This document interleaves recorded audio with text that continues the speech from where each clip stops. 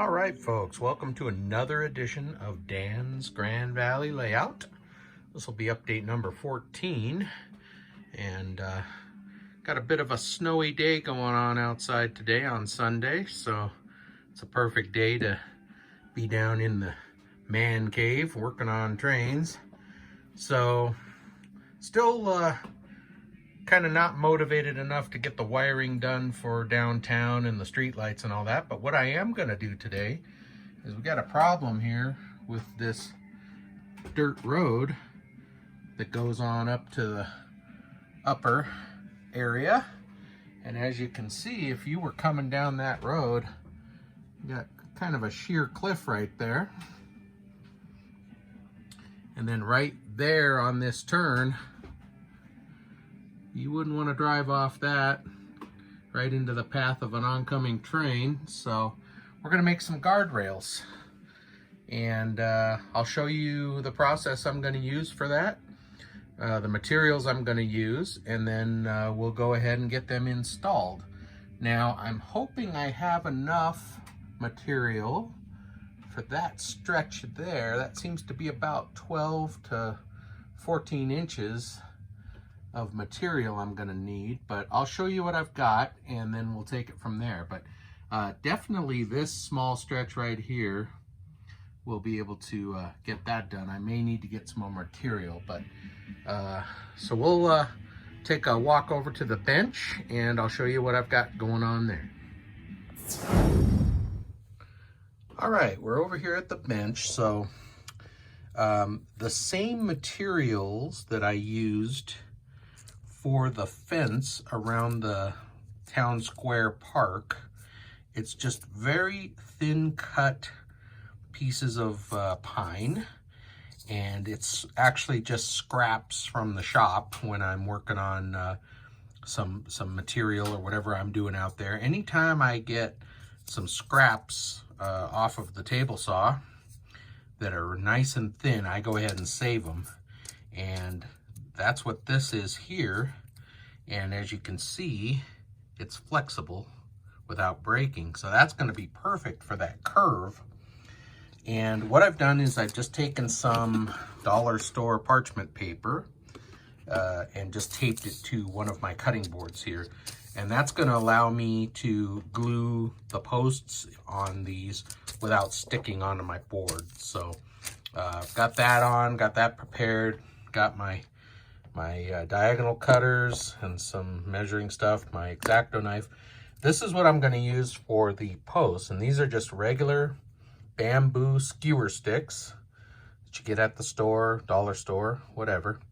And what I'm going to do is I'm going to cut off probably about 3/4 of an inch, maybe 1/2 an inch, and leave the pointed part, and then the top of the post will be where I cut it. So I'm gonna take all these tips off here and decide where I want each post to be.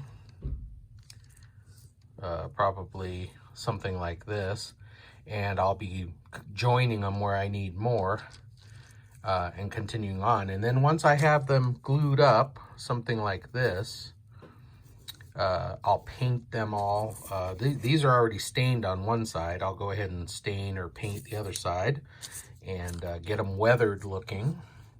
And then the pointed part, when it comes time to put it into the layout, I'll use an awl.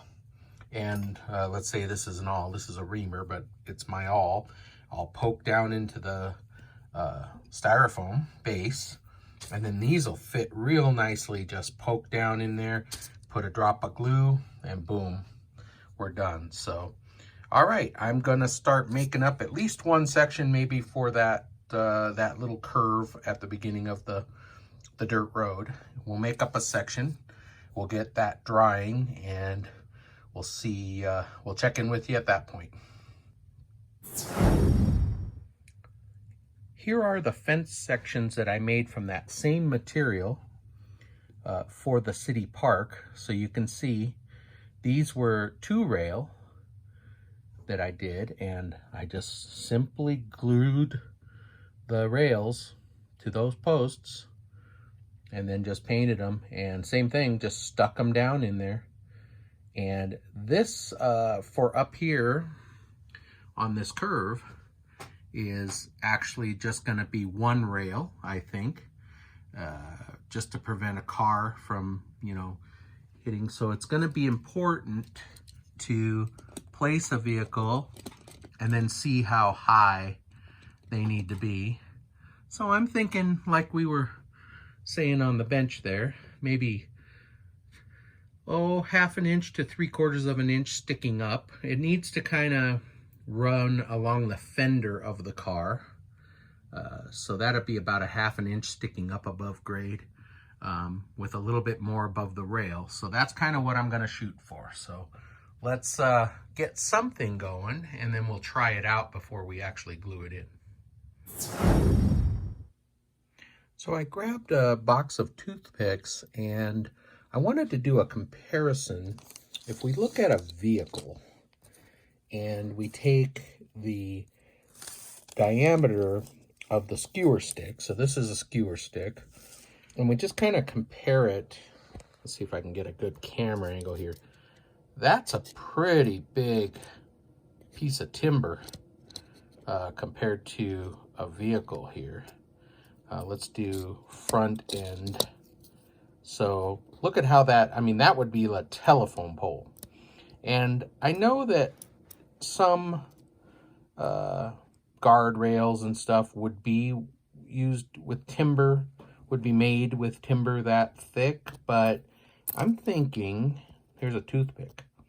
That seems a little more realistic. Even, I mean, that would be a telephone pole for this scale. So I'm thinking the posts of this fence will be this diameter, so a toothpick will work rather than these big skewer sticks.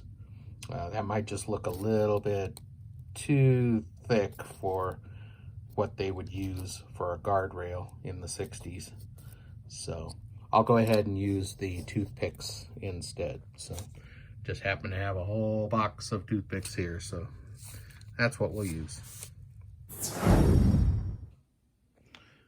Okay, so I figured I needed about 12.5 inches or so. So I just took 3 sections of the small pieces I already had and I laid them out.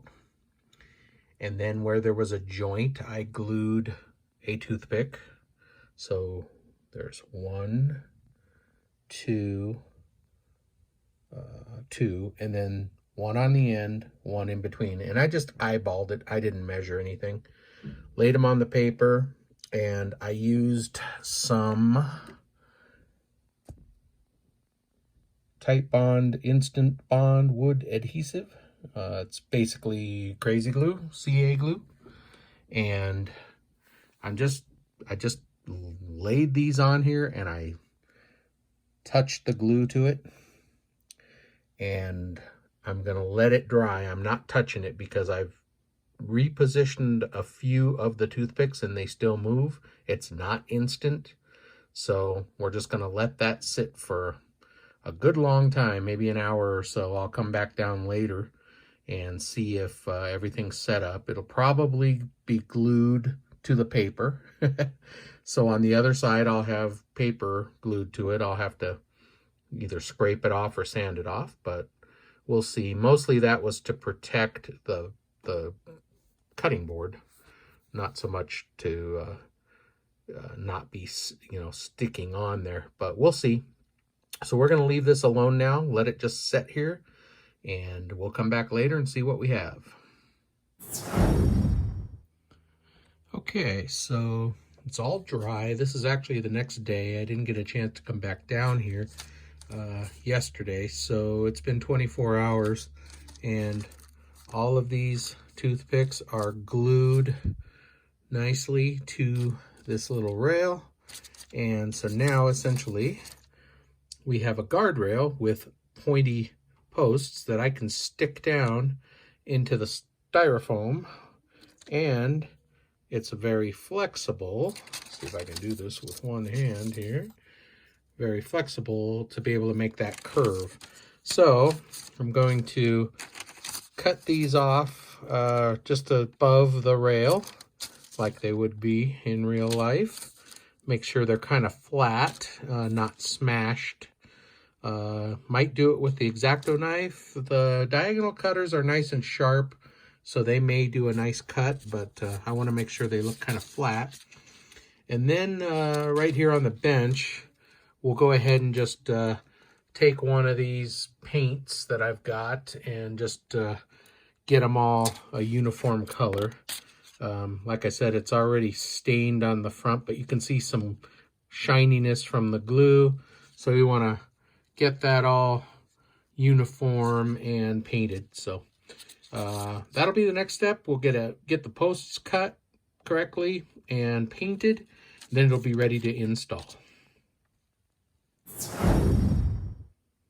Okay, so here it is. It's completed, and I had a little bit of trouble with it breaking because it is pretty thin material. So I had to glue it and reinforce it, but it's painted with, what did I use here? It's a Railroad Tie Brown Flat is the Model Master Railroad Tie Brown Flat. It's a little darker than I wanted it to be, but it's okay. And then I just took some different colors, white, and I don't know if you can see there's a little green, grayish in there, some other colors, but you know, imagine it's a guardrail, and along the way, different vehicles, you know, kind of rub on it, and kind of discolor it. So I didn't want it to look just brand new, and I didn't want it to be just a light wood color. I kind of wanted the more dark, you know, something that they would build out of timbers and have along the road there. So next step is to go ahead and get it in. So I'll get that going and check back with you. All right, there it is. I've got it installed. The glue is still drying. That'll turn clear when it's glued in. But I may touch up a little bit with the paint once it's all dry and it's in place, but I've got it the right height. Makes sense for the scale of the cars. And I think it looks pretty good.